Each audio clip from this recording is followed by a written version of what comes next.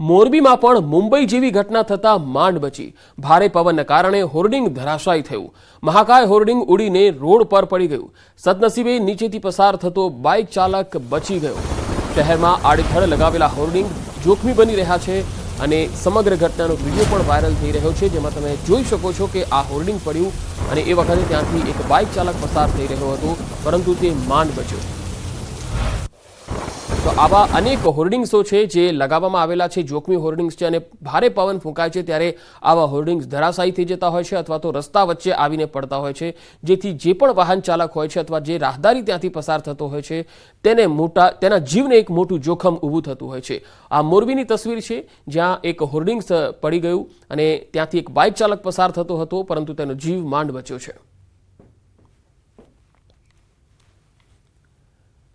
દ્વારકાના ખંભાળિયાના લાલપરડા ગામે ભારે પવનથી નુકસાન થયું। કેટલાક મકાનના પતરા ભારે પવનને કારણે ઉડ્યા। ગ્રામ્ય પંથકમાં તેજ પવન સાથે વરસાદી માહોલ જામ્યો। કેટલાક ગામોમાં ધૂળની ડમરીઓ પણ ઉડી। તો ખંભાળિયાના લાલપરડા ગામે ભારે પવન ફૂંકાયો અને તેના કારણે વ્યાપક નુકસાન થયું। કેટલાય મકાનના પતરા ભારે પવનને કારણે ઉડવા લાગ્યા હતા। ધૂળની ડમરીઓ ઉડવા લાગી હતી।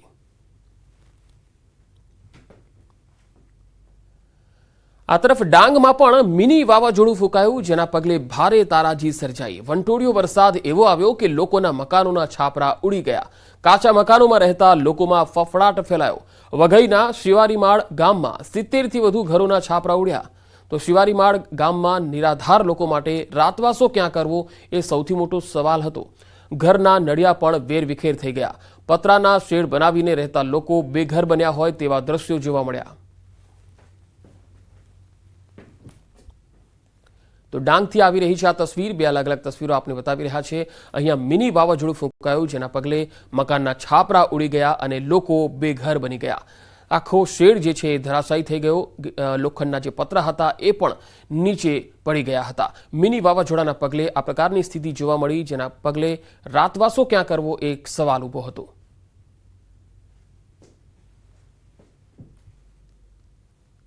अगर 400 लेके आते हैं या भारी बहुमत से आप जीत के आते हैं तो भारी बहुमत तो सिर्फ ખેડૂતો જેની આતુરતાથી રાહ જોઈ રહ્યા છે એ ચોમાસાની તારીખોની જાહેરાત થઈ ગઈ છે।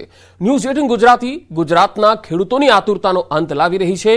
એક બે નહીં પરંતુ 5 પ્રતિષ્ઠિત આગાહીઓ આપને બતાવવા જઈ રહ્યું છે। ખાસ કરીને ગુજરાતમાં ચોમાસાની દસ્તક ક્યારે, આ સવાલનો જવાબ ખેડૂતોને મળી રહ્યો છે। હવામાન વિભાગ, ખાનગી સંસ્થા સ્કાયમેટ, આગાહીકાર પરેશ ગોસ્વામી, આગાહીકાર અંબાલાલ પટેલ અને જાણીતા હવામાન નિષ્ણાત ચિરાગ શાહે ગુજરાતમાં ચોમાસાના દસ્તકની તારીખોનું અનુમાન વ્યક્ત કર્યું।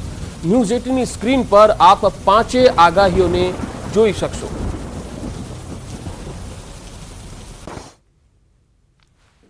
जो मानसून ऑनसेट की डेट है केरला के लिए वो है 31 मई और ±4% का ±4 डेज का एरर के साथ रहेगी। और जो मानसून प्रोग्रेस होगा गुजरात रीजन पे जो नॉर्मल डेट है वो 15 जून की है। કે દક્ષિણ ભારતની આસપાસ જે રહેલા આપણા આંદોબાર અને નિકોબાર ટાપુ છે, આ ટાપુ ઉપર ચાલુ વર્ષે 18 થી લઈને 20 મે આસપાસ ગમે ત્યારે નૈઋત્યનું ચોમાસું છે તે પહોંચી શકે છે અને એ પછી જે કેરળની અંદર ચોમાસું આવતું હોય છે, અને ખાસ કરીને કેરળની અંદર ચોમાસાને આવવાની નોર્મલ તારીખ છે 1 જૂન। આ વર્ષે એવું બની શકે કે 3 થી 4 દિવસ વહેલું એટલે કે 26 અથવા તો 27 મે આસપાસ કેરળની અંદર ચોમાસું પ્રવેશ કરી જાય તેવી શક્યતાઓ છે। એટલે મુંબઈ સુધી ચોમાસું આવી અને સ્થિર થઈ જશે અને એ પછી યોગ્ય હવામાન મળશે અને ધીમે ધીમે ચોમાસું આગળ વધશે। એટલે ગુજરાતમાં ચોમાસું પહોંચતા લગભગ 14 અથવા તો 15 જૂન સમય છે આવી શકે છે। જુલાઈ ઓગસ્ટમાં સારો વરસાદ થવાની શક્યતા છે। રાજ્યના ભાગોમાં 106% જેવો વરસાદ થવાની શક્યતા રહે છે। આ ઉપરાંત હિન્દ મહાસાગર પશ્ચિમ ગરમ વધારતા ચક્રવાતો થવાની શક્યતા છે। મેના અંતમાં અને જૂનની શરૂઆતમાં અરબી સમુદ્રમાં પણ ચક્રવાતી હલચલ જોવા મળશે। બંગાળ ઉપસાગરમાં 16મી મે પછી હલચલ જોવા મળશે અને તારીખ 16 થી 24 મેમાં આંદામાન નિકોબાર ટાપુ પર ચોમાસું બેસી જશે। પૂર્વ ઉપસાગરમાં ભારે હલચલ જોવા મળશે. ચોમાસું ક્યારે લાગે છે ગુજરાતમાં? ચોમાસું ગુજરાતમાં લગભગમાં બહુ ઇંતજાર નહીં કરવો પડે. 15 જૂનથી લઈને 25 જૂનમાં શરૂઆત થવાની પૂરેપૂરી સંભાવના છે અને પ્રોપર ચોમાસું ગુજરાતની અંદર 1 જુલાઈથી બેસી જશે. બનાસકાંઠામાં વેરી વાવાઝોડાએ ભારે કરી. વાવાઝોડું ફૂંકાતા પરિવારમાં આવેલ ઘરમાં ફસાઈ ગયો હતો. જી હા, પાલનપુરના ધાણધા ગામમાં તોફાની પવન અને કરા સાથે વરસાદ પડ્યો અને ખેડૂતો મૂંઝવણમાં મુકાયા. એમાં પણ માથા પરની છત ઉડવા લાગતા પરિવારના સભ્યોએ મળીને શેડ પકડી લીધો અને ઘર બચાવવાનો પ્રયાસ કર્યો, જેનો વિડીયો પણ વાયરલ થયો. માથા પરનો શેડ ઉડી જવાની સંભાવનાને લઈ આખો પરિવાર તેને બચાવવા માટે હાથથી પકડીને ઊભો રહી ગયો. પાલનપુરના ધાણધા, જલોત્રા, કુંપર, માલણ સહિતના ગામોમાં તોફાની પવન અને કરા સાથે વરસાદથી વાવાઝોડાની સ્થિતિ ઉદ્ભવી, જેના કારણે ખેતરોમાં ઊભા પાકનો સોંથ વળી ગયો. કમોસમી વરસાદથી પપૈયાના પાકને પણ વ્યાપક નુકસાન થયું. પપૈયાના ફળ સાથે ઝાડ ખેતરોમાં જમીનદોસ્ત થઈ ગયા.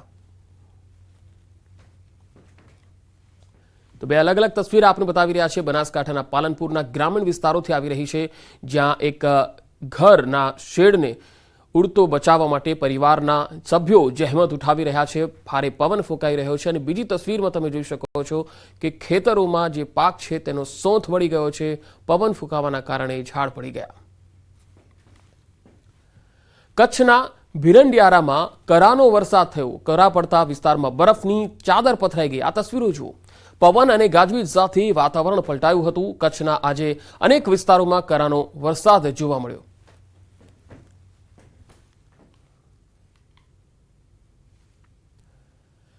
દાદરાનગર હવેલીના વાસદાના ચોથાપાડા વિસ્તારમાં ભારે પવન ફૂંકાતા મંડપ ઉડવા લાગ્યો. વરસાદ અને પવનના કારણે લગ્ન પ્રસંગમાં અફરાતફરી મચી. તો આ પરિવારમાં આવતીકાલે લગ્ન લેવાના હતા, જેથી આંગણે મંડપ બંધાઈ ગયો હતો. પરંતુ અચાનક ફૂંકાયેલા વાવાઝોડા જેવા પવનને કારણે મંડપ ઉડી ગયો. આથી લગ્ન પ્રસંગમાં પણ વિક્ષેપ પડ્યો હતો. મોરબીમાં પણ મુંબઈ જેવી ઘટના થતા માંડ બચી. ભારે પવનના કારણે હોર્ડિંગ ધરાશાયી થયું.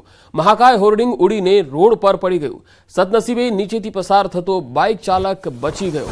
શહેરમાં આડેધડ લગાવેલા હોર્ડિંગ જોખમી બની રહ્યા છે અને સમગ્ર ઘટનાનો વિડીયો પણ વાયરલ થઈ રહ્યો છે, જેમાં તમે જોઈ શકો છો કે આ હોર્ડિંગ પડ્યું અને એ વખતે ત્યાંથી એક બાઇક ચાલક પસાર થઈ રહ્યો હતો, પરંતુ તે માંડ બચ્યો. તો આવા અનેક હોર્ડિંગ્સો છે જે લગાવવામાં આવેલા છે, જોખમી હોર્ડિંગ્સ છે, અને ભારે પવન ફૂંકાય છે ત્યારે આવા હોર્ડિંગ્સ ધરાશાયી થઈ જતા હોય છે અથવા તો રસ્તા વચ્ચે આવીને પડતા હોય છે, જેથી જે પણ વાહન ચાલક હોય છે અથવા જે રાહદારી ત્યાંથી પસાર થતો હોય છે તેના જીવને એક મોટું જોખમ ઊભું થતું હોય છે. આ મોરબીની તસવીર છે, જ્યાં એક હોર્ડિંગ્સ પડી ગયું અને ત્યાંથી એક બાઇક ચાલક પસાર થતો હતો, પરંતુ તેનો જીવ માંડ બચ્યો છે. દ્વારકાના ખંભાળિયાના લાલપરડા ગામે ભારે પવનથી નુકસાન થયું. કેટલાક મકાનના પતરા ભારે પવનને કારણે ઉડ્યા. ગ્રામ્ય પંથકમાં તેજ પવન સાથે વરસાદી માહોલ જામ્યો.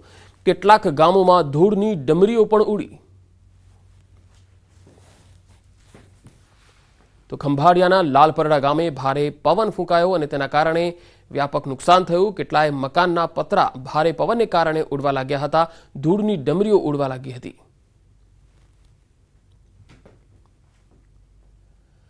આ તરફ ડાંગમાં પણ મિની વાવાઝોડું ફૂંકાયું, જેના પગલે ભારે તારાજી સર્જાઈ. વંટોળિયો વરસાદ એવો આવ્યો કે લોકોના મકાનોના છાપરા ઉડી ગયા. કાચા મકાનોમાં રહેતા લોકોમાં ફફડાટ ફેલાયો. વઘઈના શિવારીમાળ ગામમાં 70થી વધુ ઘરોના છાપરા ઉડ્યા.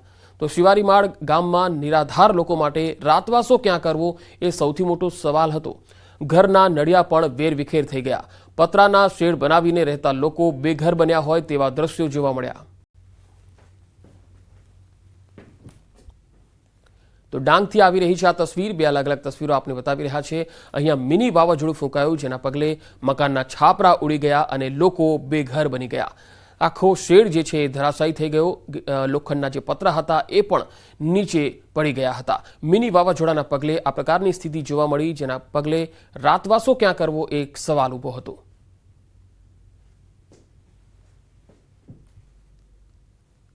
अगर 400 लेके आते हैं या भारी बहुमत से आप जीत के आते हैं तो भारी बहुमत तो सिर्फ